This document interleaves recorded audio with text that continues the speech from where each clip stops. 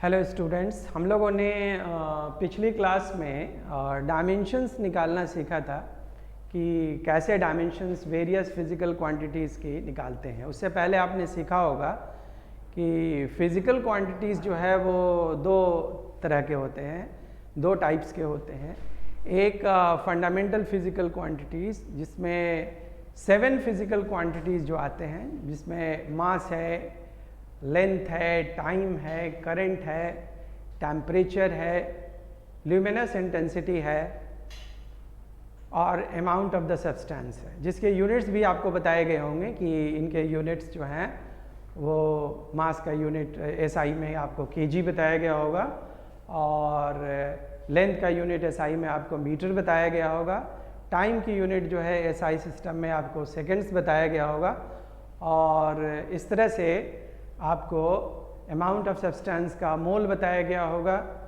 Temperature का unit जो है वो एसआई यूनिट में केल्विन होता है और इस तरह से हमारा जो कैंडला है वो ल्यूमिनस इंटेंसिटी के एसआई यूनिट है और करंट का जो एसआई यूनिट है वो आप जानते हैं, जूनियर क्लासेस में भी पढ़ा होगा आपने, एम्पियर होता है।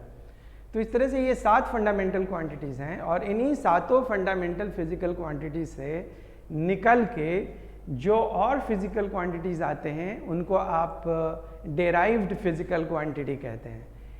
ये डेराइव्ड फिज़िकल क्वांटिटी की जो संख्या है वो अनलिमिटेड है।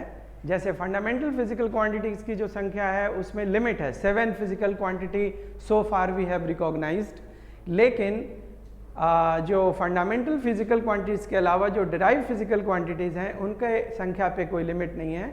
जैसे जैसे नए फिज़िक्स का विकास होता जाएगा, डेवलपमेंट होता जाएगा, हो सकता है कि कोई और फिज़िकल क्वांटिटीज़ इसके साथ जुड़ जाए, लेकिन जो भी जुड़ेगा वो सब डेराइव्ड फिज़िकल क्वांटिटीज़ कहलाएगा। इसके अलावा आपने ये देखा होगा कि इन दोनों डेराइव्ड और फंडामेंटल फिज़िकल क्वांटिटीज़ के अलावा एक और फिज़िकल क्वांटिटी है जिसको हम लोग डिफ़ाइन करते हैं, जिसको हम लोग दोनों के बीच में रखते हैं, सप्लीमेंट्री फिज़िकल क्वांटिटीज़ कहते हैं। इसमें आप लोगों को ये बताया गया होगा कि दो तरह के एंगल्स जो हैं सप्लीमेंट्री फिज़िकल क्वांटिटीज़ में हैं, जिसमें दोनों एंगल ही हैं। एक एंगल जो प्लेन एंगल है और दूसरा एंगल जो है वो सॉलिड एंगल है और ये सॉलिड एंगल जिसकी यूनिट ST रेडियन होती है और ये जो प्लेन एंगल है जिसकी यूनिट जो होती है वो रेडियन होती है।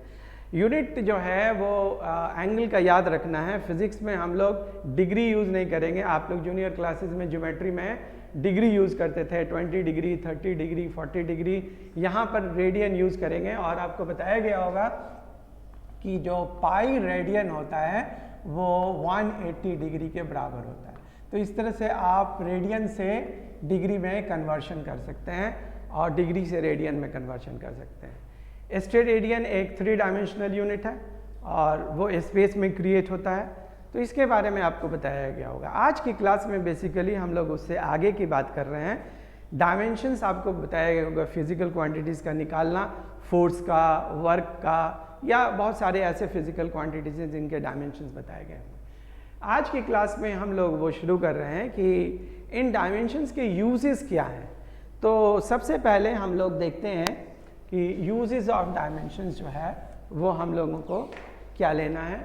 तो हमारा जो आज का टॉपिक है वो है uses of dimensions.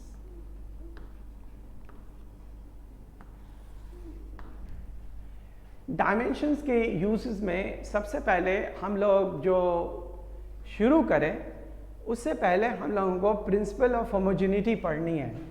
Principal of homogeneity, principle of homogeneity. ये प्रिंसिपल ऑफ होमोजेनिटी जो है वो क्या है। सबसे पहले हम लोग इस प्रिंसिपल ऑफ होमोजेनिटी को समझते हैं कि what is principal of homogeneity.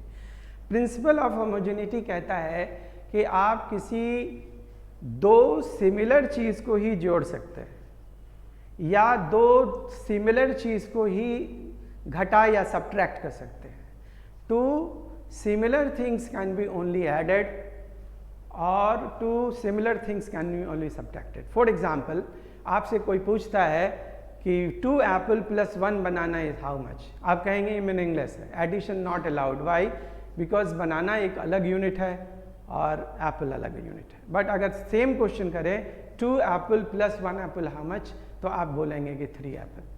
तो इसलिए चूंकि एप्पल दो सिमिलर फिजिकल क्वांटिटीज़ की तरह है तो वो ऐड हो जाएगा, लेकिन एक बनाना और एक एप्पल या 2 एप्पल ऐड इसलिए नहीं हो पाएगा कि उनकी जो फिजिकल क्वांटिटीज़ के फॉर्म में देखें तो एप्पल एक और फिजिकल क्वांटिटीज़ है और बनाना कोई दूसरा फिजिकल क्वांटिटीज़ है।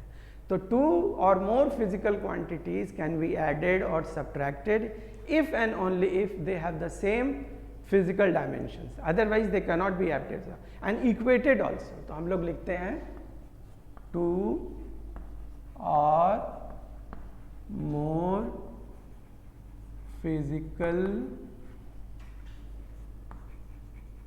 quantities can be added,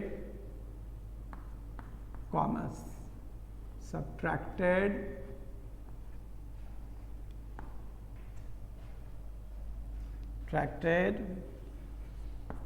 और equated। ये बहुत इंपॉर्टेंट है। if and only if they have same dimensions। दो या दो से ज़्यादा physical quantities can be added, subtracted और इक्वेटेड। इक्वेटेड मतलब इक्वल करना। ये पॉसिबल तभी और तभी है if they have the same dimensions, यानी कि जब तक उनका डायमेंशन सेम ना हो। फॉर एग्जाम्पल कोई बोले कि force plus acceleration is what, तो ये आपके लिए क्या है? मीनिंगलेस है। मीनिंगलेस है। क्यों मीनिंगलेस है आपके लिए? क्योंकि आप जानते हैं कि फोर्स का जो डायमेंशनल फॉर्मूला है वो कितना है? mL/t-2, और एक्सेलरेशन का डायमेंशनल फॉर्मूला बताया गया होगा कितना है? L/t-2। अब देख रहे हैं कि mL/t-2 is different from L/t-2, therefore they can not be added, their addition is meaningless है। सो ये बात आपको क्लियर हो रही होगी कि दो या दो से ज़्यादा फिजिकल क्वांटिटी को तभी ऐड, सब्ट्रैक्ट या इक्वेट कर सकते हैं कि जब और जब, if and only if they have the same dimension, जब और जब उनके डायमेंशन सेम है, अदरवाइज ये मीनिंगलेस है। अगर हम बोलते हैं कि कोई फिजिकल क्वांटिटीज़ है वर्क और प्लस फोर्स, ये मीनिंगफुल है या मीनिंगलेस है? तो ये अगेन क्यों है? वो क्या है? मीनिंगलेस है। मीनिंगलेस है। क्यों मीनिंगलेस है? क्योंकि वर्क का डायमेंशन फार्मूला कोई और है और फोर्स का डायमेंशन फार्मूला और है। इस तरह से हम लोग अगर यहाँ पर लिखते हैं कि if A plus B is equal to C, तो इसका क्या मानी हुआ? डायमेंशंस ऑफ ए, याद होगा आपको बताया गया होगा कि डायमेंशंस को लिखने का तरीका क्या है कि उसको बिग ब्रैकेट से घेर दीजिए। इसका मतलब है कि उसके न्यूमेरिकल वैल्यू का आपको कोई महत्व नहीं रह गया, कोई इंपॉर्टेंस नहीं रह गया, वो सिर्फ उसका इंपॉर्टेंस रह गया किसका? डायमेंशंस का। तो अगर डायमेंशन ऑफ ए किसके बराबर होना चाहिए? बी के। क्यों? कोई पूछे क्यों? क्योंकि ए को बी से जोड़ा गया है। तो होमोजेनिटी प्रिंसिपल जो है वो तभी ए और बी के एडिशन को अलाउ करेगा कि जब ए इक्वल टू क्या है? बी है। और ए और बी को जोड़कर सी से इक्वेट किया गया है, तो सी का भी डायमेंशन फॉर्मूला किसके बराबर होना चाहिए? इन दोनों के किसी एक के बराबर होना चाहिए, यानी कि तीनों का डायमेंशन फॉर्मूला सेम होना चाहिए। अगर दूसरे एग्जाम्पल में देखते हैं कि A plus B is equal to C plus D, तो ये पॉसिबल कब है? कि जब ए को बी से जोड़ा गया है तो ए का डायमेंशन फार्मूला किसके बराबर होना चाहिए? बी के। और इक्वेट किया गया है, पहले तो हम लोग देखें कि सी को डी के बराबर होना चाहिए क्योंकि सी को डी से जोड़ा गया है, और दोनों को जोड़ के इनसे इक्वेट किया गया है, तो सबका डायमेंशन फार्मूला क्या होना चाहिए? सेम होना चाहिए। तो ये मतलब है किसका? Principal of what? होमोजेनिटी का। तो इसको आप लोग अभी कॉपी कर लीजिए। इसके आगे फिर हम लोग यूजेस सीखेंगे कि उसको यूज़ कैसे करते हैं।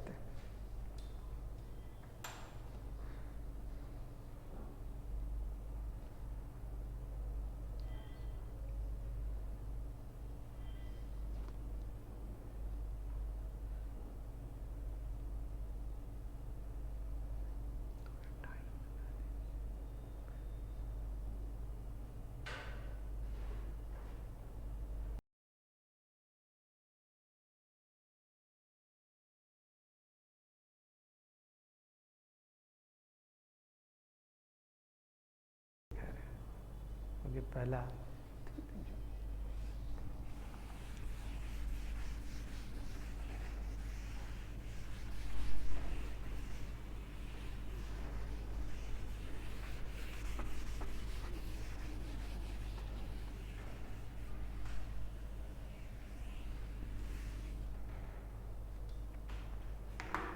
तो हम लोग सबसे पहले यूज़ नंबर 1 देखते हैं। पहला यूज़ जिसका नाम है check correctness of a physical relation.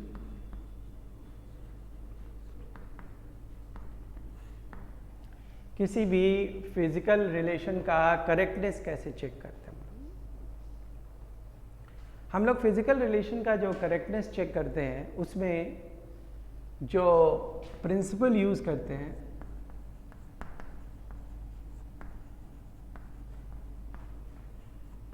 वही है प्रिंसिपल ऑफ होमोजेनिटी।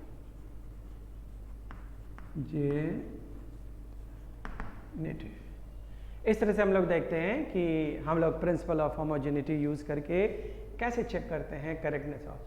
तो इम्पॉर्टेंट पॉइंट है आपके लिए, क्योंकि आप बिगिनर हैं, तो ये समझना कि what is a physical relation. Physical relation क्या है?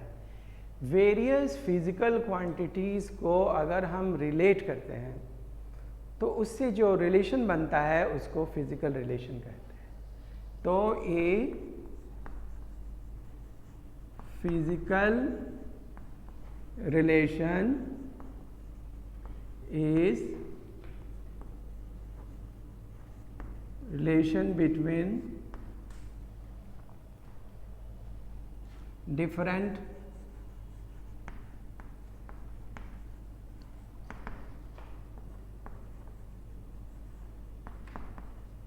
physical quantities,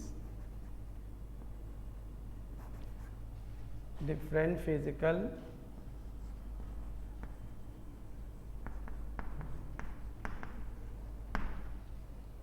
a physical relation is a relation between different physical quantities. For example, आप लिखते हैं F is equal to ma, तो ये फिजिकल क्वांटिटी है मास। कौन सा फिजिकल क्वांटिटी है? Fundamental physical quantity. लिस्ट में देखिएगा 7 के लिस्ट में मास भी आता है। एक्सेलरेशन ये एक बिग फिजिकल क्वांटिटी है, लेकिन ये कौन सा फिजिकल क्वांटिटी है? डिराइव्ड फिजिकल क्वांटिटी है। क्यों? ये डिराइव्ड के लिस्ट में आता है। और anything which is not fundamental are all derived. तो 7 के अलावा जो भी है वो सब डिराइव्ड है। तो एक्सेलरेशन तो 7 में है नहीं, तो देयरफॉर एक्सेलरेशन जो है आपके लिए क्या है? डिराइव्ड। और इन दोनों को अगर हम मल्टीप्लाई करते हैं तो एक नया फिजिकल क्वांटिटी बनता है जिसको फोर्स कहते हैं। तो ये फोर्स जो है मास और एक्सेलरेशन से किस तरह से रिलेटेड है कि force is the product of mass and acceleration. तो ये जो आप देख रहे हैं ये force is equal to mass into acceleration, इसको हम लोग क्या बोलते हैं? फिजिकल रिलेशन बोलते हैं। फिजिकल रिलेशन बोलते हैं। समझ में आ रही बात ना? तो इस फिजिकल कोई और एग्जाम्पल लेते हैं। एग्जाम्पल नंबर 2 लेते हैं। आपने देखा होगा कि जूनियर क्लासेस में पढ़ा होगा v is equal to u plus at होता है। v क्या है? फाइनल स्पीड है या वेलोसिटी है। u इनिशियल वेलोसिटी है। a एक्सेलरेशन है। t टाइम है। तो ये सब क्या है आपस में? फिजिकल क्वांटिटीज है।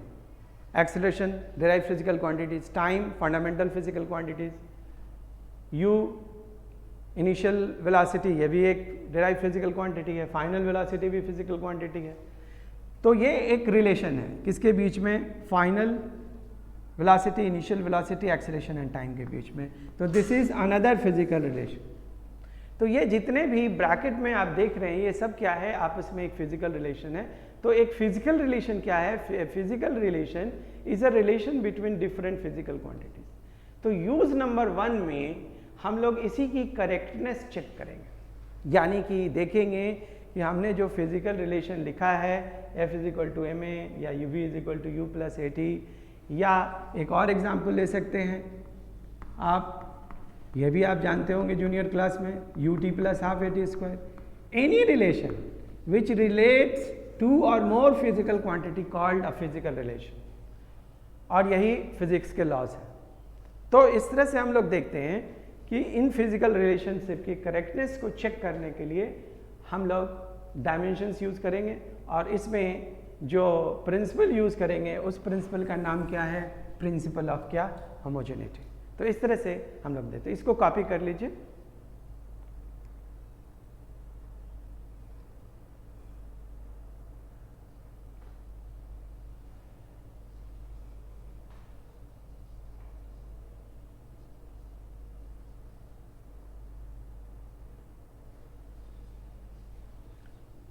इस तरह से हम लोग देखते हैं कि इन सारे फिजिकल रिलेशनशिप को कि करेक्टनेस को चेक करने जा रहे हैं। तो हम लोग सबसे पहले एग्जाम्पल्स लेंगे और उसके करेक्टनेस को चेक करेंगे on basis of what, on basis of principal of homogeneity, क्योंकि इनके पीछे एक ही प्रिंसिपल अंडरलाइंग है, that is the principle of what, homogeneity. ठीक है, तो हम लोग सबसे पहले कुछ एग्जाम्पल्स लेंगे और उन सारे एग्जाम्पल्स के करेक्टनेस चेक करेंगे कि वेदर दे आर करेक्ट और नॉट। ओके, तो सबसे पहले हम लोग इसमें एग्जाम्पल नंबर 1 लेते हैं। आपको चेक द करेक्टनेस है F = m है।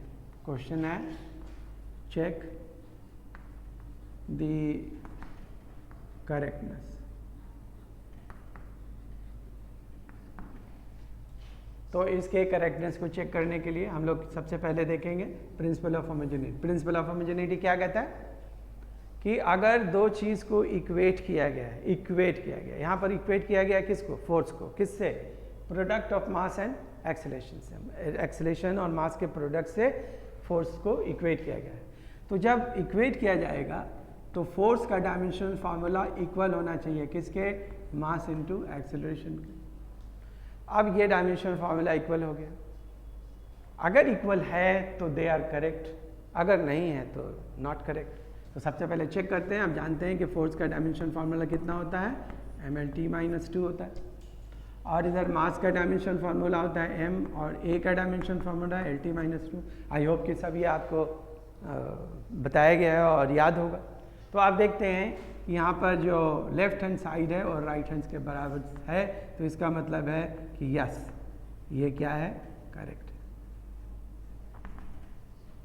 दूसरा एग्जाम्पल लेते हैं। जैसे आपने V = U + AT लिया। अब V = U + जब AT आपने लिया है तो सबसे पहले देखिए कि U को जोड़ा गया है किससे, AT से। तो इसका क्या मतलब हुआ कि U का डायमेंशन फार्मूला AT के बराबर होना चाहिए, किसके हवाले से, प्रिंसिपल ऑफ होमोजेनिटी के हवाले से।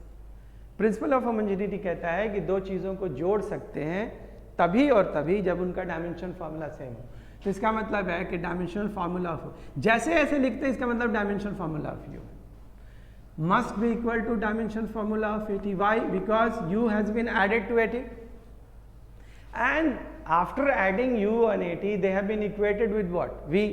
तो इक्वेटेड ऑल्सो, तो V का भी डायमेंशन फार्मूला क्या होना चाहिए, बराबर होना चाहिए। यानी कि इन तीनों का डायमेंशन फार्मूला बराबर होना चाहिए। तो अगर बराबर है तो ठीक है, अगर नहीं है तो फिर ये रिलेशनशिप गलत है।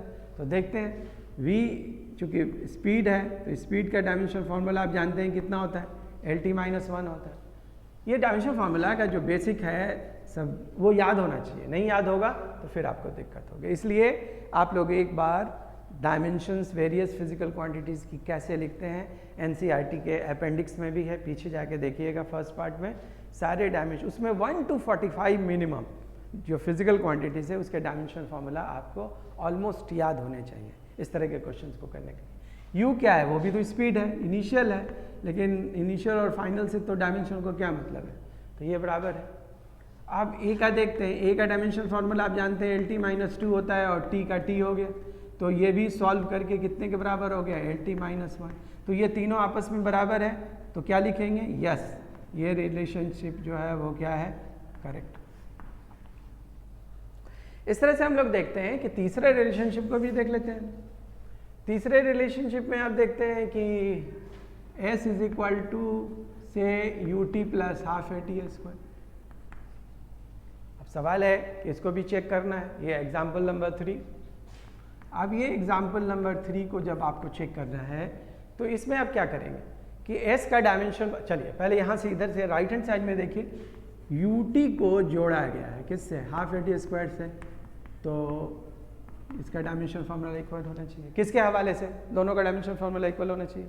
बिग ब्रैकेट घेर दिया, मतलब we are interested in dimension formula, तो ये डायमेंशन फार्मूला इक्वल होना चाहिए एक दूसरे के। Why? Because principle of homogeneity suggest करता है कि दो फिजिकल क्वांटिटीज़ को हम ऐड और सब्ट्रैक्ट तभी और तभी कर सकते हैं जब उनके डायमेंशनल फार्मूला क्या हो, सेम। समझ में आ रही बात में? लेकिन इन दोनों को इक्वेट किया गया किससे, एस से, तो एस का भी डायमेंशन फार्मूला सेम होना चाहिए। Again the same principle of homogeneity. Correctness के चेक में हमेशा एक ही प्रिंसिपल यूज होगा जिसका नाम है principle of homogeneity. So first you have to get hold of this principle of homogeneity. Principle of homogeneity क्या है, इसको अच्छी तरह से आपको आना चाहिए। ओके, तो हम फिर से चेक करते हैं, एस क्या है, डिस्टेंस है, डिस्टेंस का डायमेंशन फार्मूला क्या होता है, एल होता है। यू क्या है, स्पीड है, l t minus one, speed कितना हो गया, टी। फिर यहाँ पर देखिए, अच्छा न्यूमेरिकल वैल्यू का कोई डायमेंशन फार्मूला नहीं होता है, तो हाफ का डायमेंशन फार्मूला नहीं होगा, ये हाफ हो, 100 हो, कुछ हो, डायमेंशन फार्मूला नहीं होता है, तो हाफ का कोई नहीं, ए का एल टी माइनस टू और टी ए स्क्वायर का टी टू।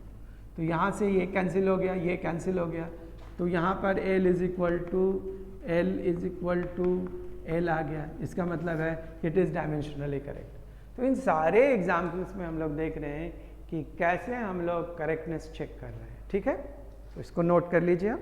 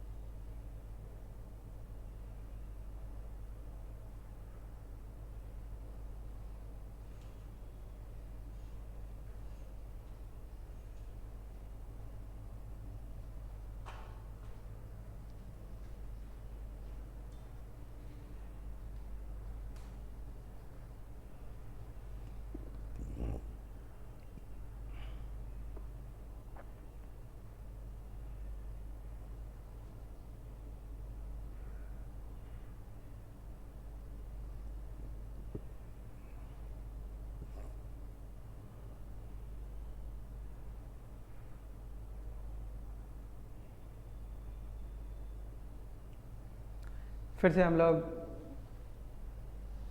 नोट कर लिया होगा, तो हम लोग फिर से देखते हैं कि और भी एग्जाम्पल्स लेते हैं, और कुछ ऐसे भी एग्जाम्पल्स लेंगे जिनको ये बताएगा करेक्ट है बट वो एक्चुअली करेक्ट नहीं होता है, तो ये उसके लिमिटेशंस में आएगा। तो एक ऐसा एग्जाम्पल लेते हैं फिर से, एग्जाम्पल नंबर ये क्या कहलाएगा 4। अभी तक 3 एग्जाम्पल कर चुके हैं। जैसे हम लोगों ने लिख लिया है F is equal to m v square by r, जहाँ पर m आप जानते हैं क्या है, मास है, और v क्या है, स्पीड है, और r जो है वो रेडियस। ये कब होता है कि जब आप कोई सर्कुलर मोशन में मूव करते हैं, आपका मास m है और स्पीड v है और रेडियस r है, तो एक फोर्स लगता है। इस फोर्स को हम लोग सेंट्रीपेटल फोर्स कहते हैं, और ये सेंट्रीपेटल फोर्स जो है वो हम उसका फार्मूला लिख दिया है, कितना, mv स्क्वायर। आप ये फार्मूला कैसे आया, क्यों आया, ये सब पढ़ना है आपको लेटर ऑन, लेकिन अभी ये फार्मूला, अब हम चेक करना चाहते हैं ये करेक्ट है कि नहीं। तो करेक्टनेस के लिए फिर से प्रिंसिपल ऑफ होमोजेनिटी, एफ को इक्वेट किया गया है किससे, mv² बाई आर से। तो इन दोनों का डायमेंशन फार्मूला क्या होना चाहिए, सेम। और आप अपने नॉलेज से जानते हैं कि f का डायमेंशन फार्मूला कितना होता है, LT-2 होता है, और m का डायमेंशन फार्मूला m, और v का डायमेंशन फार्मूला कितना होता है, LT-1। तो उसका स्क्वायर कर दीजिए, और अपॉन r, r है तो क्या, लेंथ ही तो है, तो ये l हो गया हमारा। इस साइड चेक कर लीजिए इसको, m l का स्क्वायर T-2 अपॉन l, तो l से एक l कट गया, तो आंसर आ गया कितना, ml-T-2। तो therefore right hand side is equal to left hand side is equal to what, right hand side. इस तरह से हम लोग देखते हैं कि दिस रिलेशनशिप इज करेक्ट। लेकिन एक ऐसा हम लोग रिलेशनशिप लेने जा रहे हैं जो आपको मालूम है कि इनकरेक्ट है, फिर भी ये आपको करेक्ट बताएगा, वो लिमिटेशंस के अंदर में आएगा। तो देखते हैं, एक एग्जांपल लेते हैं। For example v is equal to, आप जानते हैं u प्लस AT होता है, लेकिन हम जानबूझ के 3/2 AT लिखते हैं। अब हम लोग देखते हैं कि इस एग्जाम्पल में, इसका नाम एग्जाम्पल नंबर 5 दे दीजिए। आप जानते हैं कि ये इनकरेक्ट है। क्यों इनकरेक्ट है, क्योंकि v is equal to u plus AT आपने पढ़ा है, लेकिन हमने इसको यहाँ पर जानबूझ के लिख दिया u प्लस 3/2 AT। अब देखते हैं कि ये डायमेंशंस को करेक्ट बताता है कि नहीं बताता है। तो u को किससे जोड़ा गया है, u को जोड़ दिया गया है किससे, 3/2 AT से, और उसको जोड़ दिया गया है किससे, v से। समझ में आई बात। तो ये जो v है, u है और 3/2 AT, इनका डायमेंशन इक्वल होना चाहिए। अब चेक कीजिए, v का डायमेंशन फार्मूला कितना है, LT-1, u का डायमेंशन फार्मूला कितना है, LT-1। 3/2 क्या है, न्यूमेरिकल वैल्यू है, तो इसका कोई डायमेंशन फार्मूला नहीं होगा। तो इसका डायमेंशन फार्मूला नहीं होगा तो हम लोग सिर्फ a का डायमेंशन फार्मूला, इसका कोई डायमेंशन फार्मूला नहीं होगा, तो a का डायमेंशन फार्मूला लिखेंगे LT-1, और फिर क्या लिख देंगे, t। तो हम लोग देखते हैं कि ये LT-1, फिर कितना LT-1, और फिर कितना LT-1। तो यहाँ पर ये क्या बता रहा है, करेक्ट है, बट आप जानते हैं कि ये करेक्ट नहीं है, ये इनकरेक्ट है। तो इससे क्या आपने कंक्लूजन ड्रॉ किया कि a physical relationship is dimensionally correct, it does not mean it is actually correct. मतलब ये फिजिकल रिलेशनशिप डायमेंशनली करेक्ट है बट एक्चुअली करेक्ट है, ये इससे इसका कंक्लूजन नहीं निकलता है, क्योंकि एक्चुअल करेक्टनेस में न्यूमेरिकल वैल्यू का असली वैल्यू एक्चुअल वैल्यू मालूम होना चाहिए। तो इस तरह से हम लोग लिखते हैं ये कि एक कंक्लूजन लिखते हैं, क्या यहाँ पर देखते हैं, कंक्लूजन में क्या लिखते हैं कि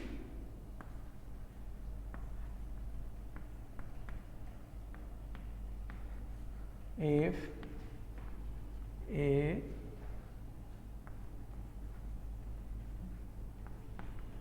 physical relation is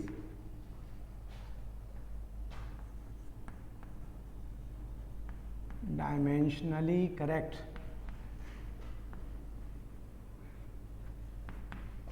it may or may not be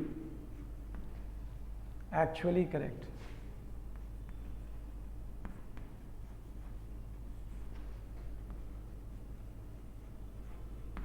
But if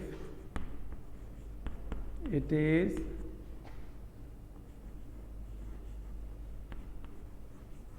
actually correct, it must be dimensionally correct.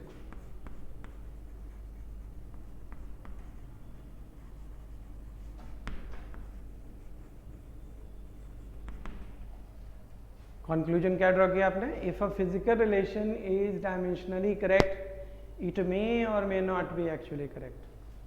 Physical relationship dimensionally correct है लेकिन एक्चुअली जो है ये क्या है?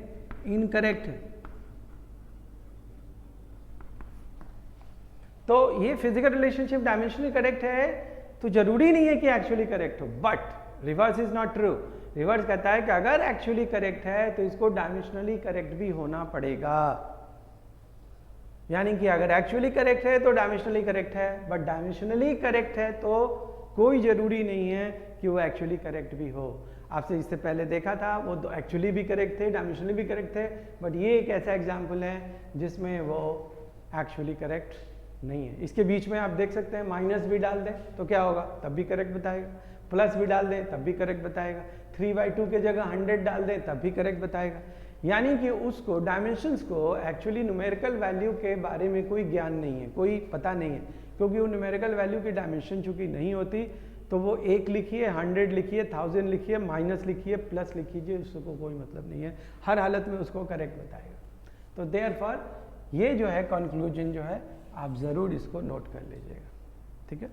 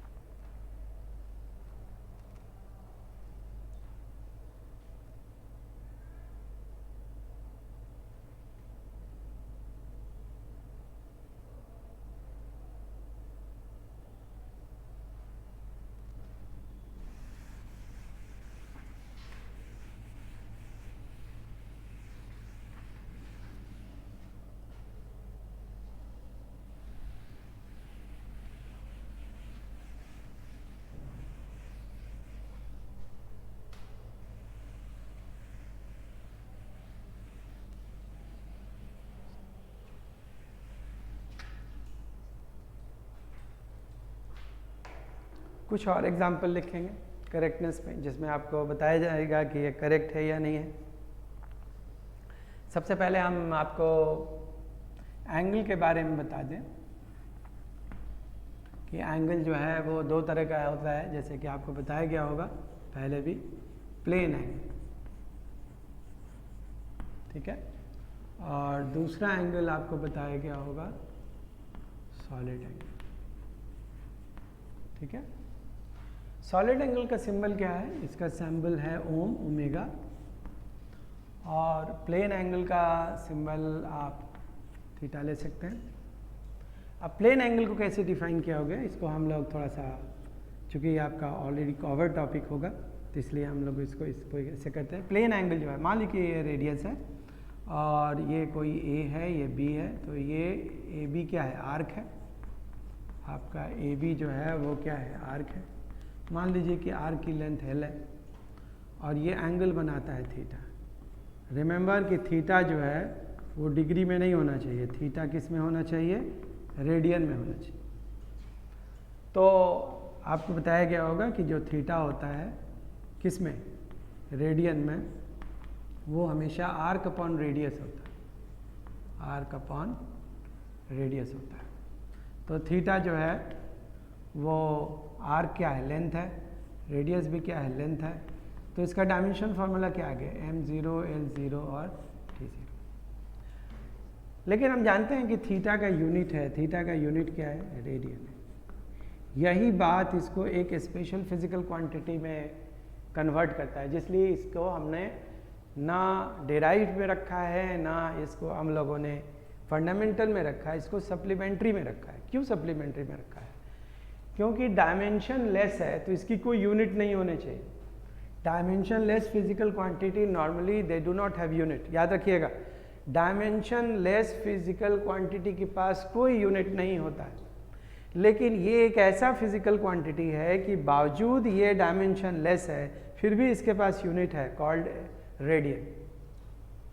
तो इसीलिए इसको हम लोग एक सप्लीमेंट्री फिजिकल क्वांटिटी में रखते हैं। तो एंगल्स को आप कौन से फिजिकल क्वांटिटी में रखेंगे? सप्लीमेंट्री फिजिकल क्वांटिटी में रखें। समझ में आ रही बात ना? तो इस सप्लीमेंट्री फिजिकल क्वांटिटीज़ में आपने देखा कि वो क्वांटिटी जिसके पास डायमेंशन नहीं है बावजूद उसके पास यूनिट है, तो ऐसे फिजिकल क्वांटिटी को हम लोग क्या कहते हैं? सप्लीमेंट्री फिजिकल क्वांटिटी कहते हैं। दूसरी तरफ सॉलिड एंगल, सॉलिड एंगल जो है वो एरिया से बनता है। जैसे ये स्फीयर है, अब ये आपका क्या है? रेडियस है, तो ये क्या है? एक एरिया है। अब ये एरिया मान लीजिए कि एस है, एस आपका क्या है? एरिया है। तो सॉलिड एंगल को डिफाइन किया जाता है s upon r square, area upon कितना? रेडियस का स्क्वायर। ये आपका आर जो है वो क्या है? रेडियस। ये जो एंगल बनेगा वो स्पेस में बन रहा है, और ये एंगल का नाम हमने क्या दे दिया? ओमेगा। तो इसका भी देखिए, एरिया का डायमेंशन फार्मूला L2, आर का डायमेंशन फार्मूला L2, कट के कितना आ गया? M0 L0 T0। ये भी क्या है? डायमेंशन लेस है। तो डायमेंशन लेस है तो इसको तरीके से यूनिट लेस होना चाहिए, बट नहीं है। इसका जो यूनिट है वो क्या है? ST radian, ST radian. तो ये ST रेडियन चूंकि यूनिट है, इसीलिए यूनिट लेस, डायमेंशन लेस होने के बाद भी ये यूनिट लेस नहीं है, तो therefore it is a special physical quantity called supplementary physical quantity. तो दो तरह के फिजिकल क्वांटिटी को हम लोग सप्लीमेंट्री में इसीलिए लेते हैं कि they do not have dimensions, their dimension zero है, उनके पास कोई डायमेंशन नहीं है, ना M में है, ना L में है, ना T है, बावजूद इसके कि इनके पास यूनिट है। एक की यूनिट रेडियन है, दूसरे की यूनिट क्या है? ST रेडियन है। ठीक है, तो इस तरह से हम लोग देखते हैं कि सप्लीमेंट्री फिजिकल क्वांटिटी। इस पर हम लोग कुछ क्वेश्चन करने जा रहे हैं, इसको थोड़ा आप नोट कर लीजिए पहले।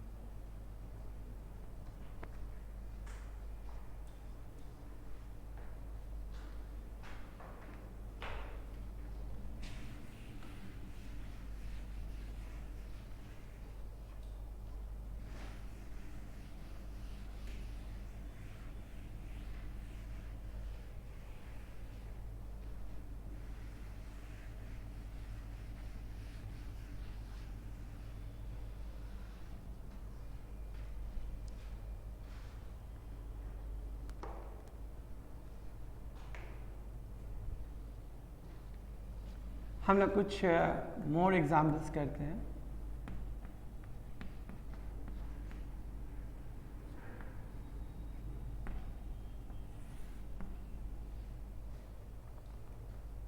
ठीक है, इन मोर एग्जाम्पल्स में हम लोग देखते हैं कि जैसे मान लिया जाए कि एक रिलेशन है A sin V into T, इसको चेक करना है करेक्ट है या इनकरेक्ट। ऐसा जहाँ पर V क्या है? स्पीड है, symbols have usual meaning, T time है, A डिस्प्लेसमेंट है और Y भी डिस्प्लेसमेंट है। तो इसको चेक करना है कि ये करेक्ट है कि नहीं। अब इसको कैसे चेक करेंगे करेक्ट है कि नहीं? ये एक अच्छे एग्जाम्पल्स में माना जाता है, चेक द करेक्टनेस। थोड़ा सीधा सवाल नहीं है। अच्छा, आप जानते हैं कि साइन के आगे जो कुछ होता है वो क्या होता है? पहले एंगल होता है, तो ये थीटा है। अब आप देख रहे हैं कि साइन के आगे जो थीटा है वो उसका वैल्यू कितना है? V into t. तो यहाँ पर theta is equal to V into t.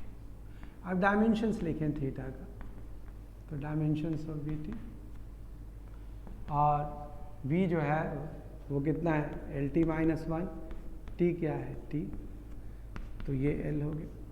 तो इसका डायमेंशन फॉर्मूला कितना आ गया, m zero L T G. ये बट अभी हमने पढ़ा कि जो थीटा का डायमेंशन फार्मूला होता है वो क्या होता है, m जीरो एल जीरो और ये t जीरो।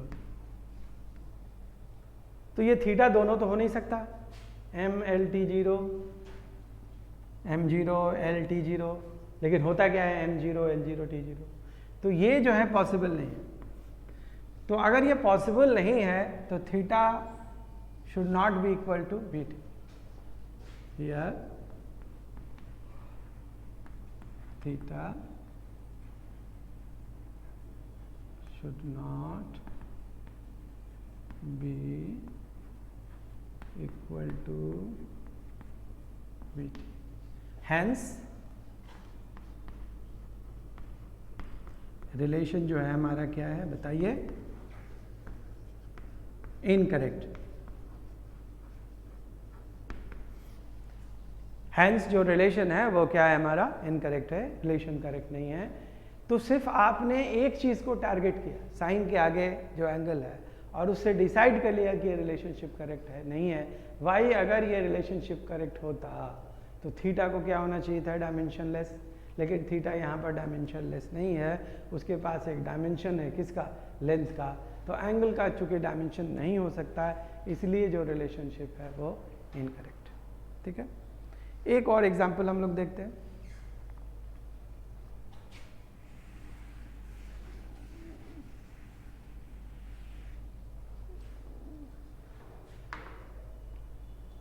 उस एग्जाम्पल में हम लोग देखते हैं जैसे y is equal to a sine 2 pi upon capital T into t, जहाँ पर t को टाइम पीरियड कहते हैं। एक पूरा चक्कर लगाने का जो टाइम है उसको टाइम पीरियड, टाइम ये नॉर्मल टाइम है। a और y दोनों क्या है, डिस्प्लेसमेंट। अब आपको बताना है कि ये करेक्ट है कि नहीं। क्वेश्चन है करेक्ट ऑब्लिक इनकरेक्ट, बताना है आपको कि करेक्ट है या इनकरेक्ट। फिर से आप टारगेट कीजिए, ये थीटा के आगे, सॉरी साइन के आगे जो है वो क्या है, थीटा होना चाहिए। तो यहाँ पर ये थीटा के बराबर है, थीटा जो है वो कितना है, 2 pi upon T into t. तो 2 पाई क्या है, न्यूमेरिकल वैल्यू, इसका कोई डायमेंशन नहीं होगा। टी का डायमेंशन फॉर्मूला कैपिटल टी जानते हैं, और ये भी टाइम है तो इसका भी डायमेंशन फॉर्मूला टी हो गया। कट के कितना आ गया है, m जीरो एल जीरो और टी जीरो, ये करेक्ट है। साथ साथ में ये पूरा डायमेंशन लेस हो गया। अब ये पूरा डायमेंशन लेस हो गया तो a का डायमेंशन फार्मूला किसके बराबर, डिस्प्लेसमेंट के, और y का भी डायमेंशन फार्मूला। ठीक है, तो यहाँ पर आप देख रहे हैं कि l is equal to l, तो देयरफॉर ये रिलेशनशिप क्या है, करेक्ट है, हैंस करेक्ट। y करेक्ट, फिर से एक बार सुन लीजिए, इसका डायमेंशन नहीं है, मतलब इसका कोई डायमेंशन नहीं है, और यहाँ पर इसका डायमेंशन कितना है, डिस्प्लेसमेंट की, यानी कि l, और y का डायमेंशन भी l है, और a का डायमेंशन l है, और इसका कोई डायमेंशन नहीं है, तो इंटू 1 हो गया। तो l और l के बराबर है, तो इसलिए ये रिलेशनशिप डायमेंशनली करेक्ट है। तो इस तरह से आप देखते हैं कि हम लोग करेक्टनेस को कैसे चेक करते हैं। इसके पीछे एक जो प्रिंसिपल है, अंडरलाइंग प्रिंसिपल है, वो वही है कि how to check the dimensional formula में आपको अंडरलाइंग प्रिंसिपल है, प्रिंसिपल ऑफ व्हाट, होमोजेनिटी। तो ये प्रिंसिपल ऑफ होमोजेनिटी जो है, हम आप अगर ये करते हैं तो हमारा ये एक बताता है कि कैसे आप चीज़ों को कैसे करेक्ट और इनकरेक्टनेस की चेकिंग कर सकते हैं। So what is the principle of homogeneity, we can repeat. Principle of homogeneity जो है वो है कि 2 or more physical quantities can be added, subtracted, 2 or more physical quantities can be added और सब्ट्रैक्टेड और इक्वेटेड, इक्वल करना, equated if and only if they have the same dimensional formula. अगर उनका डायमेंशनल फार्मूला सेम है तभी और तभी उनको इक्वेट, ऐड या सब्ट्रैक्ट कर सकते हैं। और इसी प्रिंसिपल ऑफ होमोजेनिटी के बेसिस पे हम लोग डिसाइड कर सकते हैं कि weather a physical relationship is correct और नॉट करेक्ट। समझ में आ रही बात ना? तो इस तरह से हम लोग ये देखते हैं कि फिजिकल रिलेशनशिप को कैसे हम लोग चेक करते हैं, करते हैं। ये यूज़ नंबर 1 था, तो ये यूज़ नंबर 1 जो है उसको हम लोग ये देखते हैं। ठीक है, तो इसको आप कॉपी कर लीजिए।